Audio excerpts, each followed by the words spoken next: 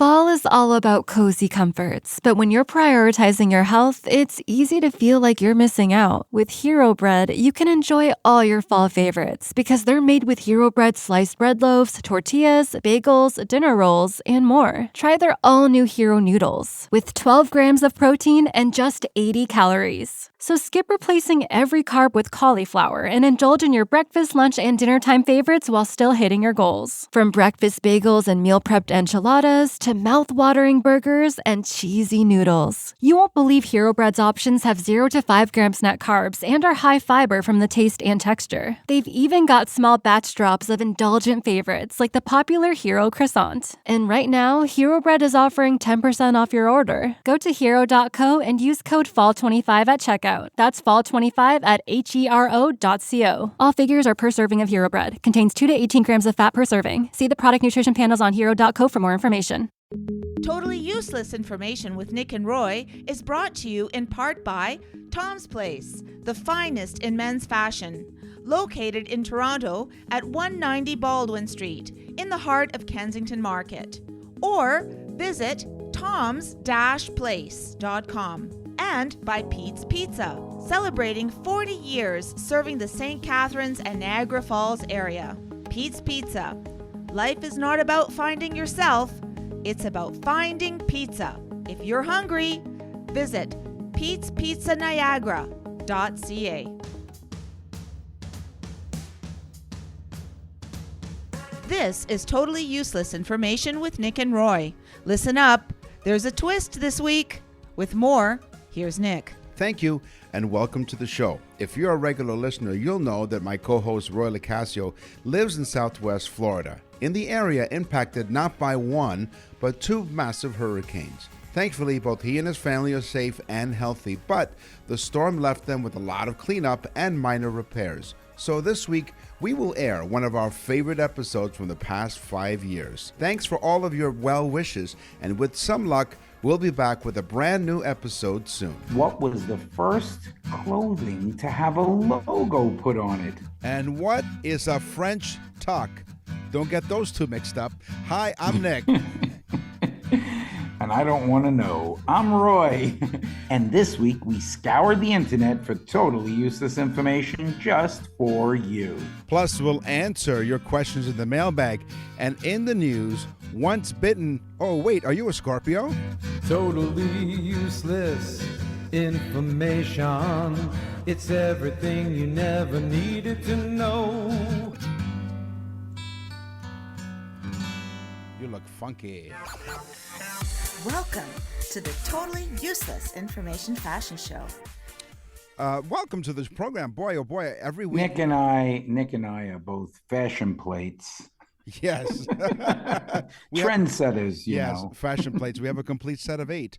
Thank you for joining us once again, week after week. We can't tell you how much we really appreciate it. Roy and I literally wait all week to do this. We have nothing else going on. We just wait. And then when it's time, we maybe Nick, but speak for yourself. I guess I am. How about this? One thing I can't wait for it to end. Well, in order for it to end, we have to get started. So here we go. So, boy, that's really deep, huh? In order for something to end, you have to get it started. Okay, sure. I like that. I'm going to put that in a song. You should. There you go. Now, I don't know if you've ever had this. Have you ever worn a Van Dyke mustache? I know what it is, but no. And I do have a mustache, but it is not a Van Dyke. Van Dyke. Well, this particular Van Dyke mustache was named after the celebrated Flemish painter, Anthony Van Dyke. Go figure. The Van Dyke is one of the oldest mustache families. Did he have a cough as well? I mean, he was a bit Flemish. No, that's right. He took some cough medicine. He was okay. He was Flemish. He's from the I don't know what country of Fleming that is. Anyway, it's one of the oldest mustaches families. Now, particularly popular. Is Flemish Dutch, like the Dutch masters? Flemish. Probably so, because if you know what if you remember what a Van Dyke looks like, I think it looks like what did you call the Dutch? Let's see, Flemish. I always loved that show, the Dick Van Dyke Show. I thought it was wonderful. Watch out for that Ottoman. I believe it's master. I Listen, believe he was one of the Dutch masters. well, it's the Flanders is from Belgium. It's a Dutch-speaking community in the northern part of Yeah, Belgium. yeah, he was a Dutch master, Van Dyke. That's right. He was. Now it predates the Yeah, imperial mustache I by remember that from the art regions. well, that's right. That's how you would remember it. But it was popular amongst the European royalty, actually. Well, they were loyal during the 17th century, and it predates the imperial mustache by over a century. The Van Dyke. Cool. Mark Twain, famous author of Tom Sawyer and Huckleberry Finn, Mm-hmm. was also an inventor.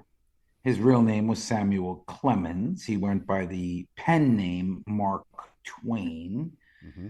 And the bra clasp that we use today. Oh, Isn't that cool? wow. This man wrote Huckleberry Finn, Yeah. Tom Sawyer, Yeah. and invented the bra clasp. Okay.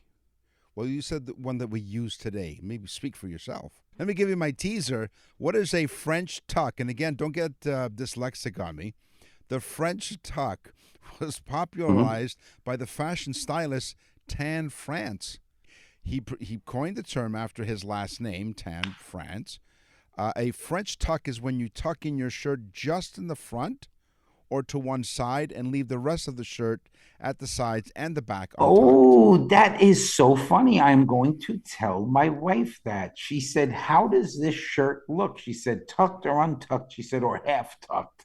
Now I can tell her it's a French tuck. There you go. So you go. And then she'll call you a French Yeah. tuck.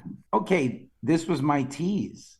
The famous brand Lacoste, Lacoste,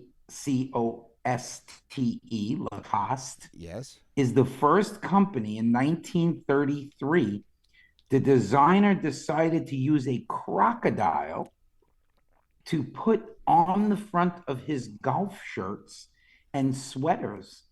And it became the first designer logo to be worn outside of the tag. Oh, And then, of course, now there's logos on everything. Calvin Klein made a fortune doing it. even the logos have logos on them. That's what they Yeah, do. exactly. Now, That's because the alligators are hungry. You get too close to them, they'll eat everything. what was that joke where the alligators who wore like shirts that have pictures of humans on them? Yeah, people. They had people on them. So recently, from time to time, like you probably heard us talk about Tom's Place. Now, Tomaholic is a local businessman in Toronto where I am, and he has a suit store, Tom's Place. So I was in there recently, and we had a great chat. And of course, he's a great supporter of Totally Useless Information with Nick and Roy. In fact, you can catch him on our newsletter. So if you go to nickandroy.com and you sign up for the newsletter, you'll see what I'm talking about. He's a great supporter. The video's cool. It The is. video's great. But I Yeah. asked him, since I had him in the store, I said, look, I happen to bring a microphone with me because I bring my microphone everywhere. I noticed a lot of the men who wear suits don't button the last button. Why doesn't the button, why don't you button the last button? And he had an explanation. You never ever button the last button in a suit or in a vest because it's not cut for that. And as you all know, when you're wearing a vest, it's close to your body. And you always weigh more than you think you do. So your stomach is in the way. So never, ever close the last button on your vest. And another thing, when you try on a sport jacket or a suit, I see people doing the last button, but the garment is not cut for you to close the last button. It's only there as a decoration to enhance the look of the garment. Never close it. Always leave it open. If you want to close your middle button on a two-button suit, it's fine. Normally, the sport jackets, I don't even bother doing it up because they're always a little bit tight on me. I like to wear my clothes just this touch on the snug side. It looks trimmer. He's right. And I wear suit jackets all the time. And you don't button the So- last button. I button the last button. You I do. And I'll tell you why. Because I never sit down. Ah, But if you sit down, you can't have both buttons buttoned. You will blow that button off. I don't care if you're skinny or bigger. It doesn't matter how tight. It's not made, like he said, the garment is not made to do that. A lot of people unbutton it before they sit down, even the middle button, but you can sit with the middle button on a jacket. But if you have both done, you can't. The only reason I do it is because I'm constantly moving around and I really don't want the jacket opened or moving around. So it just makes me feel more comfortable. But honestly, he's 100% right. Etiquette says middle button only. Well, the thing is, when Roy's talking about he's walking around and stuff, he not only does he entertain us here on Totally Useless Information with Nick and Roy, but if you're in the southwest part of Florida, you can check him out while he sings and he croons, and you can watch him with his jacket open, just like that, as he said. Yeah, sometimes the jacket flies open and you'll get to see the French tuck. Go to musicbyroy.com and you see what we're talking about. Queen Elizabeth I was such a fan of hats that every woman in the kingdom that was seen in public without a hat on Sundays or major holidays was ridiculed and given a huge fine. So they had to wear hats. Whether you're a fan of the royalty or not, I mean, she was just a that kind of very special person.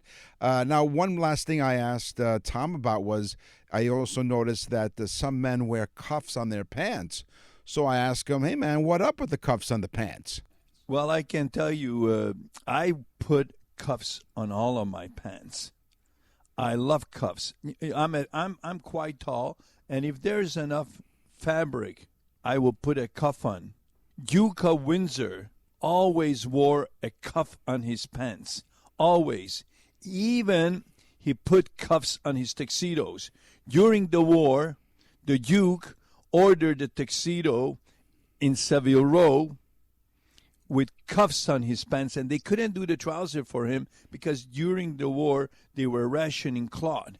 And in England there was a law where no tailor can put a cuff on a pair of pants. Wow. So what they had to do, the tailor shop in Savile Row made the jacket, but they had to do his trousers in the United States. So please remember, cuffs are never out of style. So, I agree. I love cuff pants. You can't find them much. You have to have them tailored, but they do look more formal. Well, according to Tom, he said that the Duke had to send his pants to New York, which means he was walking around England without pants for the longest time. I cuff my boxer shorts. It makes me sing higher. Yeah, now singing soprano. I got a really good one. Dyeing of hair became very fashionable in the ancient times, like Egyptian times, especially the color black, jet black hair. Yeah. What stopped most women from doing it was not the money. It was the fact that 8 out of 10 women would lose their hair because the chemical compounds would burn their hair off their head. Oh. So it was very, very, you had to go to the right person. Otherwise, you were going to probably lose your hair. So dyeing hair has been around since the ancient times. It just has gotten a lot better. You could burn your hair right off. Right, Nick? Nick and Roy will continue with totally useless information. Totally Useless Information with Nick and Roy continues. Listen, laugh, and learn. Hey, you're listening to Totally Useless Information with Nick and Roy. Thank you very much. 73 countries around the world, and we have some exciting news that we're going to tell you maybe next episode. But we're going to expand. Not just our I pants. want to say thanks, too, for Tom for doing those totally useless bits for us. They were pretty useful. They were, and so I told him I have to apologize to the audience for being useful. But you know what? He's fantastic. Like I said, he's a great supporter of the show, and he's just a great guy. But if you're in the Toronto area, not that I want to make this sound like a commercial, but go to Tom's Place, 190 Baldwin Street in the heart of Kensington Market. See, I interrupt you all the time, Nick, and I'm sorry. So what was your big news? I mean, everybody wants to know, what was the big news? Well, here's the thing. So we are on coast to coast to coast in Canada, of course. We've been telling you for many, many months now, and that is on the iHeartRadio Talk Network. But we're going to expand our radio footprint. That's all I can say right now legally. So we'll let you know when, so stay tuned to Totally Useless Information with Nick and Roy. Wall Street, Bay Street, NASDAQ, Hang Seng, loonies, toonies, dollars, and yens. This is On the Money with Nick and Roy. All right. The U.S. Currency Department did tests and found that the U.S. paper banknote can be folded. How many times you think, Nick? The banknote, 50, off the top of my head. 4,000 times Wow. before it even shows wear. Oh. That's a durable piece of paper, I'll tell you. So what I want to know is how much time did the person who found this out, how much time did they have in their hands? Because they're like, after 3,000, nope, I can go some more. No, it was the U.S. Department of Currency, so they probably spent like $1 billion to figure this out. Of course. I mean it. One of you're right, it is scary. Well, I remember one of the facts on the show, we talked about how it costs, I think, 2.5 cents to manufacture a 1 cent penny or something like that. Yeah, a penny. Penny costs more than what it's worth. 1 cent. That's a real good move, isn't it? It is. Now, speaking of U.S. currency, now, I took some interest in U.S. currency because I used to live in the United States, in New York with Roy. But, no, I didn't. Nick says I took some interest in U.S. currency. I like money. That's I right. like to spend it. Remember the movie The Wedding Singer? Oh, yeah. I love money. So this one I call keeping an eye out for you. So now if you look at the $1 bill, there's a pyramid there with the eye at the top that appears actually at the back of the U.S. dollar. Isn't that Masonic? I don't know what her name is, but anyway, the U.S. Treasury Office gets the question quite often as to, what is it? So here's the answer. So the pyramid is part of the Great Seal of the United States. The Great Seal was first used in the reverse of the $1 Federal Reserve note in 1935. And according to the State Department, which is the official keeper of the seal, they fed it fish, the pyramid symbolizes strength and durability. And the pyramid appears unfinished because it means the United States will always grow, improve, and build. Now, I don't believe that. You don't? And I'm going to question it. Uh-oh. I believe that we know that George Washington was a high Masonic figure. Mm-hmm. And I believe that that was placed on there in homage of the fact that he was a Masonic figure. And that is the all-seeing eye. And the Masons use the pyramid. They love triangles. And that's why it's floating in its own triangle above the unfinished. But that's not an unfinished pyramid. The Great Pyramid has a cap on it as well. I forget what they call that, the temple stone or something stone, which is the cap. Okay, there you go. See, listen, laugh, and learn. By the way, of course, you do know that the obelisk that is the George Washington Memorial in Washington, and Nick, you know, because we were there. That's right, we were. But that also has a pyramid cap on it as well. Check it out. See, there you go. And one day we will explain why Roy and I were in Washington. We'll put it in the newsletter. Yeah, it was a great story. We know about paper money, right? Yes. What about a U.S. coin? And they estimate that before a U.S. coin begins to wear, it can be in circulation for, Nick? 50 years. 30 years. Okay. Before it begins to show wear. 30 years. Yeah. How crazy is that? That's a long time, 30 years. It is. I wanted to ask you a question, Nick. The Egyptian money, how did it wear when you put it in your pocket? You mean when I buried King Tut personally? Is that what you're talking about? So I said 50 because it's 50 Canadian. That's where I got the numbers all mixed up. The word money, by the way, here are a couple of money facts. So I'm going to have several facts for the rest of this topic here as we're doing money on Totally Useless Information with Nick and Roy. So some money facts. The word money comes from the Latin word moneta, which was the name of the goddess of finance in ancient Rome. How cool. Yeah, so she was responsible for the money. Show me the moneta. And also I don't know if I'm I was going to say I don't know if I'm going to step on you with my next fact, but go ahead. But one other fact here. So the largest, was still on talking about the U.S. currency. The largest note ever printed by the U.S. Treasury was the $100,000 bill. And I got one in my pocket. Oh, yeah. Well, one in each pocket, of course. It had a picture of Woodrow Wilson on it, and it was used only for transactions between Federal Reserve banks. So the money that you have in your pocket is probably counterfeit. Wow. Nick has a lot of notes in his pocket. Most of them are IOUs. Right. He uses them frequently. Yes. I was hoping I wasn't going to step on you. The dollar sign that we use before the number in the US dollar, Okay. you know how it's the S with the two lines through it? Yes, yes. Okay. In 1785, we were still using the Spanish symbol of the peso, which was P period S. Okay. So before 1785, if you had $100, it would say P period S, like PS, like you would put on a letter, Right. and it would say P period S and then 100. But what was happening was people were writing quickly and they would countermingle the P with the S, and it eventually came an S with two strikes in it rather than even to write the P. I like it a lot. Oh, wow. And so the P turned into the S, and then boom, you have the dollar symbol. Here's some more money facts. The C note, we've often heard of the $100 bill, slang for the C note. It's a C note. Well, the reason why they call it a C note, it comes from the Roman numeral C, which stands for the number 100. The 100. Oh, wow, that's right. The C note. Oh, The $100 bill once had a capital C in the upper left-hand corner, so that's a C note. Okay. Now, up here in Canada, we have the proud distinction of producing the world's largest coin, produced by the Canadian Mint in 2007. It weighs over 1 ton. No. The largest coin ever produced by the Royal Canadian Mint in 2007. Tell me it has a maple leaf on it.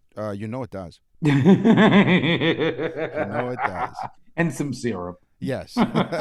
When you squeeze the coin, maple syrup drips out. It's amazing how That's that why works. it weighs 100. That's right. That's why it weighs a ton. It's where they keep the maple syrup reserves. Yeah, you see, now I revealed the secret now, right? Oh, well, sure. Well, I love this one. This one's a cool one because most people don't know it, and you're going to want to tell people this. Mm-hmm. So the U.S. is not the only country to use the U.S. dollar. Okay. Get ready.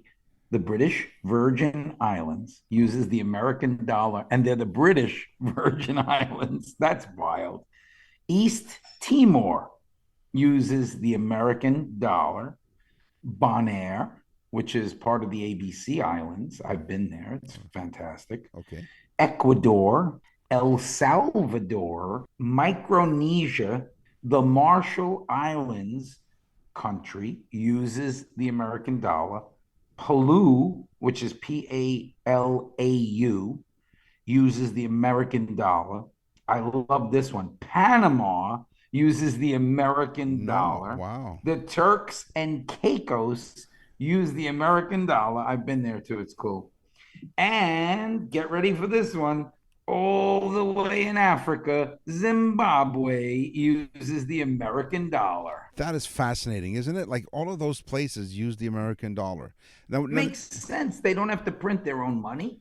It's a reliable currency. It makes sense. So you're not talking about countries that accept American dollars like Canada? No, they actually use the American dollar as their currency.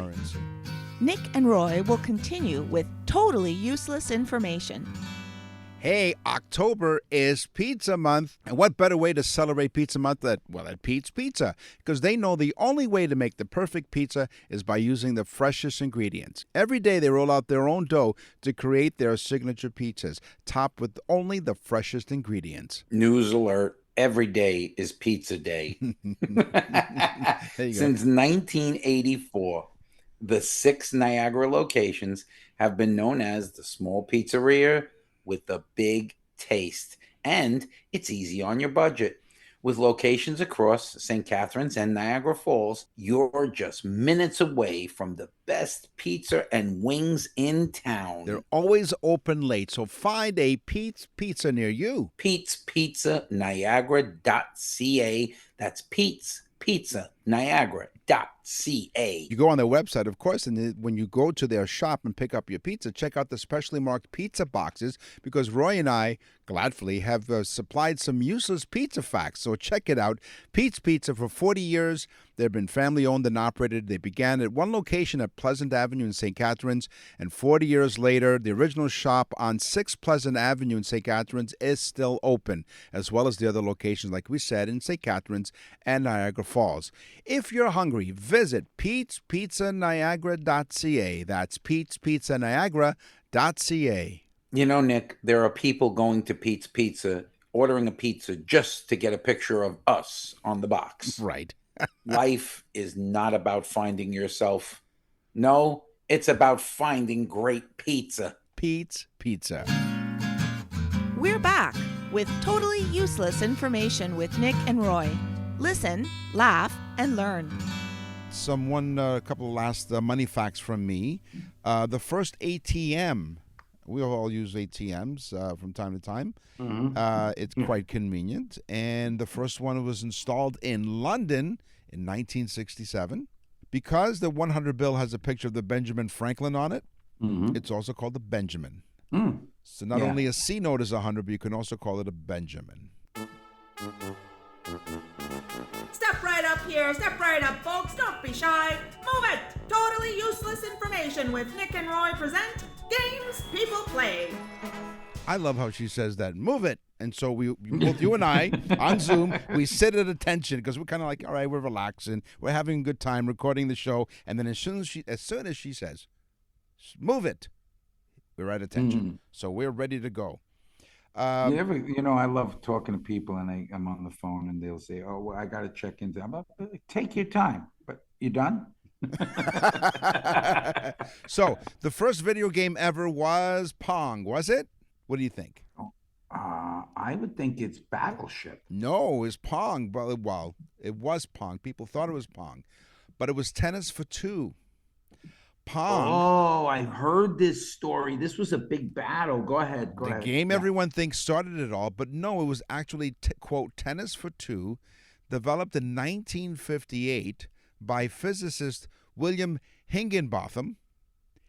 It displayed on an oscilloscope screen. This game was the star of the Brookhaven National Laboratory open house, so Pong can pong off its Tennis for Two. I think he sold it to ColecoVision, and then ColecoVision went out of business, and the guy from Atari stole the idea and called it Pong. There's a movie about it or something.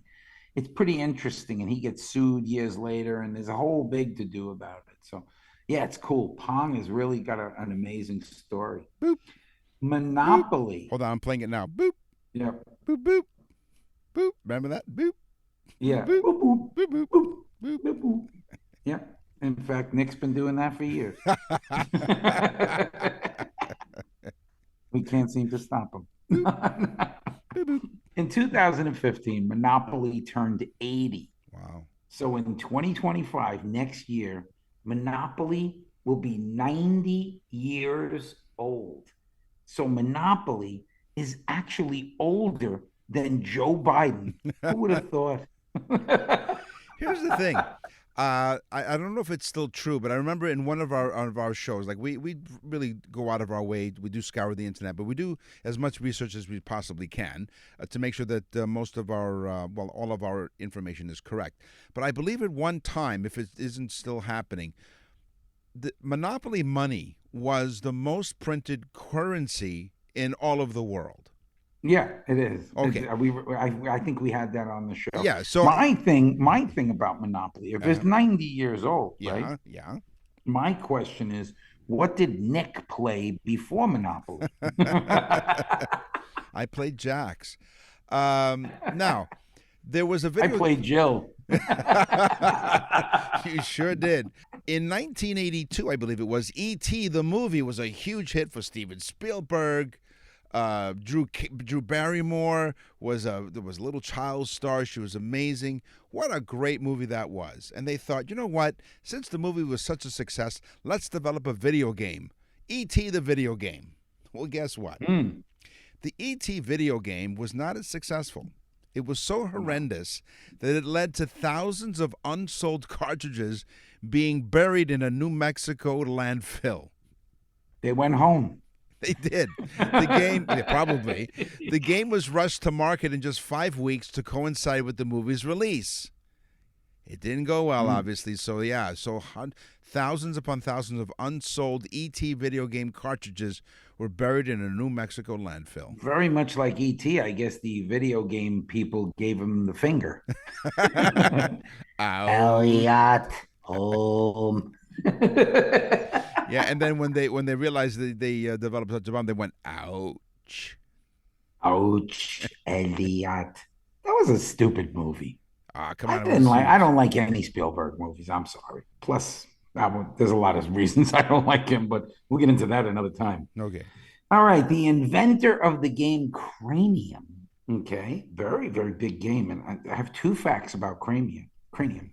But the inventor of the game Cranium came up with the idea after he and his wife dominated another couple at the game Pictionary. They destroyed them at Pictionary. But the week after that, they played the same couple. They played the game Scrabble with them, and they got destroyed. So he said, we're great at Pictionary, but we're not really that good at Scrabble. So if I could combine these 2 games, it will be so interesting and it will be great. Mm-hmm. And he came up with the game Cranium. Very smart. He used his Cranium for that one. Very smart. Yeah. And I saw them and I threw a ET cartridge and hit him in the cranium. Ouch. Ouch. The longest. I knew that was coming. I was waiting for it. Like waiting for a bus. I teed it up, and there you go, and hit it right out of the park. The longest gaming session led to a man's death. Yep.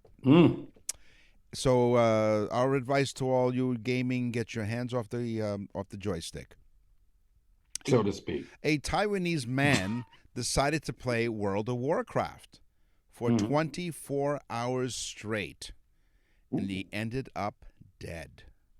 The cause? There was a blood clot from sitting too long. In his derriere? I don't know if he was in I don't know. I'm just saying that. I don't know if he was in Minnesota or not. And Nick is actually looking at No. I'm just thinking. He's like, let's see exactly where. No. It reminded me one of the states that their state slogan is "Come smell our dairy air," the dairy state. So here's some advice from us. I know it's useful information. So you know what? Let me dust off this useful information. Do a little Kids, even gaming should come with a stand up and stretch warning.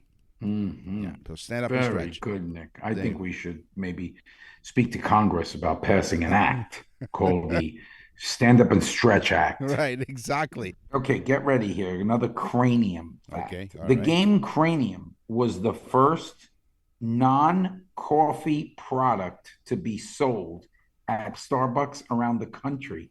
So the first non-coffee product that they sold, they used to put Cranium games on the table so that people would stick around and drink coffee. Good idea. And then they said, we might as well sell these because a lot of people are asking about them. It is the first non-coffee sold, and it also is the first game to be sold on Amazon, and it is the first game to be sold in Barnes & Noble. Final Fantasy was named for its creator's last-ditch effort. The name Final Fantasy sounds like a great finale name, don't you think? It was actually the name because it was Square Enix founder Hironobu Sakaguchi. You know him, don't you? Oh yeah, that's it. Yeah, I say it all the time. Yeah. So it was a last-ditch effort to save his failing company. If the game flopped, he planned to quit the industry. Well, guess what? It didn't flop at all. So Final Fantasy wasn't a Final Fantasy after all. It helped Hironobu Sakaguchi and his company. It was his poor wife. Why? I mean, that name. Oh, Mr. and Mrs. Could you imagine if her name was like Smoochie Saraguchi? Well, that's what happens when it comes home from work. Little Smoochie Sakaguchi. Have you ever played Jenga? Yes, I have. Yeah, and I've gone to bars where they have like the life-size Jenga. Oh It's like wow. really, they're like two by fours. Okay, that's But interesting. it's really cool because it's a big Jenga set, you Yeah. know? Wow. Awesome. Where do you think the name Jenga came from? Somebody's dog. Nope. It's Swahili for the word to build. Really? Yes, folks, that's the one to write down and bring to the water cooler. You know what The we should. word Jenga, Swahili for the word to build. You know what I was thinking? I'm thinking out loud, and I've never told you this before, so I'm going to say it to you for the first time and to our audience. So, well, coming up in the fall, it'll be our fifth anniversary. Fifth anniversary Mhm. of Totally Useless Information with Nick and Roy. We're going to have special shows celebrating 5 years, and I'm going to come up. I'm still trying to figure out and calculating how many facts we've given over the course of the 5 years. Nick and Roy will continue with totally useless information. Nick and Roy for Tom's Place, where the cool guys in Toronto shop. It's time to gear up for the seasons with cool fashions for cooler weather and the very cool Kensington Market. That sounds cool. Check out the latest fashions. Hey, it's Tom's Place, so even the new arrivals are on sale. New fall colors, new patterns, fresh designs, designer suits, including the new arrivals that retail from up to $600. Nick, they start at $179 at Tom's Place. We're What? talking about a suit on sale for our listeners, $179 at Tom's Place. You can also check out Tom's fabulous collection of first floor designer suits, regularly up to $650 each. And also, because you're a listener of Totally Useless Information with Nick and Roy, $375 each or 3 for $1,050. Pick out a couple of sport jackets that you can dress up for the office or dress down for the weekend, or a wool top coat for 50% off on the first floor. There's 50% off top coats, plus designer dress and casual pants, only $99. Play it cool at Tom's Place, 190 Baldwin Street in the heart of Kensington Market, or visit the website toms-place.com, tom-place.com. Tom's Place will suit you. You're listening to Totally Useless Information with Nick and Roy. Listen, laugh, and learn.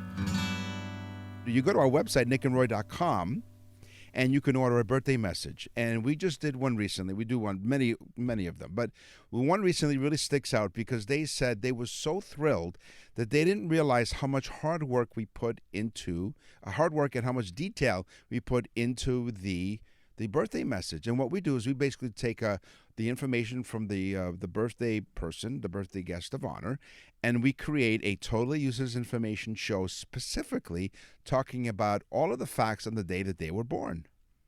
You have to go to nickandroy.com and type on the Nick and Roy store, and you can actually go to the birthday message. You'll hear we have a sample on there that you can hear. This is the greatest gift. I'm telling you, Nick and I do these, so many of them every week. And the response to this is just amazing. We had no idea that the response would be this great. People are getting these, they're sending them to all their friends saying, look at what I got. This is so much fun. And we get, from one person, we get 30 people. I mean, it's just that amazing. So go to nickandroy.com, right? Go to nickandroy.com. And not only that, so the person who orders their birthday message, by the way, fractions of a fraction of the cost of what you get at that other place that has celebrities do cameo appearances. See what I Yeah, did that's there? just them saying happy birthday. That's like right. Big deal. That's We right. literally do a show for the people. That's right. It is so cool. It's so personalized. You go to nickandroy.com. And you know And what we're else? famous. We're famous. Oh, we are. In our minds, we're absolutely like stars. When you go to our website, nickandroy.com, you can actually also leave us an email. What's in the mailbag? What's in the mail? We have William from Freeport, Long Island. Freeport, you know where that is? Ooh, You know- I do know exactly where that is. How far yes. out on the island is that? It's probably like, I think Freeport is like 61, 62 off the Long Island Expressway. I Like think halfway? it's before the Coram exit. Is it like halfway, almost halfway down the island?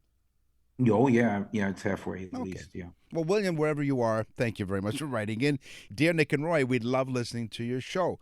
You guys are really amazing. We don't understand how you can get all that totally useless information in one program. So we love listening to your show, but here's my question. So my daughter's boyfriend has graduated with a bachelor's degree. So what I wanted to know is, what is a bachelor's degree? And I'm thinking, that's a great question. Well, William, either your daughter's boyfriend will be a perpetual bachelor, so be careful. But the bachelor's degree, the word bachelor is derived from the medieval Latin word baccalaureus, was originally referred to someone... That's a salty fish, isn't it? No, that's bacala. Originally referred to someone of low rank in the feudal hierarchy. Over time, the meaning was extended to denote persons of subordinate position in other systems, including those holding a preliminary degree from a college or university. This enabled them to proceed to the degree of master, which then entitled them to teach at the university. A bachelor's degree signifies that the holder is not yet a full member of the university. So, okay, I think your daughter, we give your daughter permission to date this guy, but it sounds like he has some great plans ahead of him. We were talking about the birthday messages, and Nick likes to take the emails that we get when people ask questions, but I'm way too lazy for that. I like to take the fun ones, but this one was Maurice from New Orleans. New Orleans, yeah. And he says, I want to thank you. My wife got me a birthday message. It was the most memorable gift I have ever received. But my email is about your newsletter more than the birthday message. I want to thank you guys because it's like the gift that just keeps giving. Mm-hmm. So I want to explain to people that if you order a birthday message, the person who orders it and the recipient both get a free year each of our newsletter, which is really cool, guys, because you should get our newsletter. And I got to thank Nick and some other people for doing that, because I'm much too lazy for that too. No. He says, for the last 2 months, I have enjoyed it so much. There you go. Cool, right? Awesome. Here's what's really cool. Today on the show, we talked about fashion. We talked about money. We talked about games. It's time for the news. And now, from around the corner and around the world, this is TUI News. A California man staying at a Las Vegas strip resort over the holiday season. A Las Vegas strip resort. Would that be where they take their clothes off? No. It's like the strip of I've never been. Like the Sunset Strip. Right, yeah. Situation. I've never been to Vegas. Have you ever been to Vegas? I have been to Vegas. Oh, you have? It is not my cup of tea. Okay, well then have a coffee. This guy will never forget, this California man staying at a resort will never forget the holiday he had over the holiday season, but he's actually considering legal action against this resort. You know why? No, tell me. He had his testicles stung by a scorpion while he was asleep. Ooh. That's gotta hurt. Yeah, well, that's why it was my teaser when I said... that's why I never bring the jewelry with me.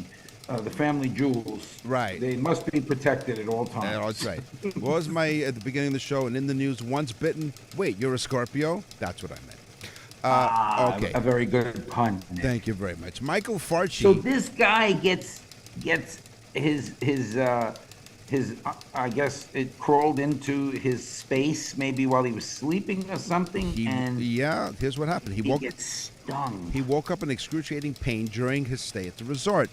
He says, quote, I just felt like somebody stabbing me in my private area. It felt like a sharp glass or knife. All the male audience members are squirming right now. And lo and behold... Did it swell up? That's what I want to know. We'll have to ask. Because if that works, I'll just sting my penis.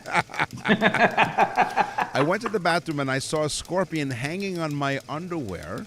Oh, it was still in his pants.